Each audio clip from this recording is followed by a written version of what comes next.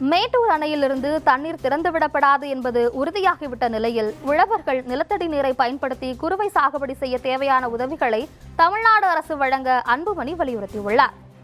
பாமக தலைவர் அன்புமணி வெளியிட்டுள்ள பதிவில், தஞ்சாவூர், திருவாரூர், நாகை உள்ளிட்ட மாவட்டங்களில் குறுவை சாகுபடிக்காக ஒவ்வொரு ஆண்டும் ஜூன் 12ஆம் நாள் மேட்டூர் அணையிலிருந்து காவிரியில் தண்ணீர் திறந்துவிடப்படுவது வழக்கம் என தெரிவித்துள்ளார். இன்றைய நிலவரப்படி மேட்டூர் அணையில் 79 அடி மட்டுமே தண்ணீர் உள்ளது. பாசனத்துக்கு தண்ணீர் திறக்க வேண்டும் என்றால் அணையின் நீர்மட்டம் 90 அடிக்கும் கூடுதலாக உயர்வதுடன் அணைக்கு ஒரு நாளைக்கு 1.5 TMC அளவுக்கு தண்ணீர் வந்தால்தான் குறுவை சாகுபடி காலம் முழுமைக்கும் தண்ணீர் வழங்க முடியும் என தெரிவித்துள்ளார். இந்த நிலையில் நடப்பாண்டில் உரிய காலத்தில் மேட்டூர் அணை திறக்கப்படாவிட்டால் குறுவை நெல் சாகுபடி செய்யப்படும் பரப்பு 3 லட்சம் ஏக்கருக்கும் கீழாக குறைந்துவிடும் என அன்புமணி தெரிவித்துள்ளார்.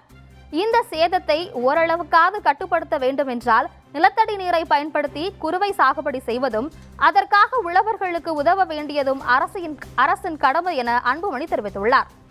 இதற்காக உழவர்களுக்கு விதைகள், உரங்கள், நுண்ணூட்ட சத்துக்கள் உள்ளிட்டவற்றை மானியத்தில் வழங்கும் குறுவை தொகுப்பு திட்டத்தை தமிழ்நாடு அரசு உடனடியாக அறிவிக்க வேண்டும் எனவும், அத்துடன் 24 மணி நேரமும் தடையற்ற மும்முனை மின்சாரம் வழங்கவும், இடுபொருள் மானியமாக ஏக்கருக்கு 5000 ரூபாய் வீதம் வழங்கவும் தமிழ்நாடு அரசு நடவடிக்கை எடுக்க வேண்டும் என அன்புமணி வலியுறுத்தியுள்ளார்.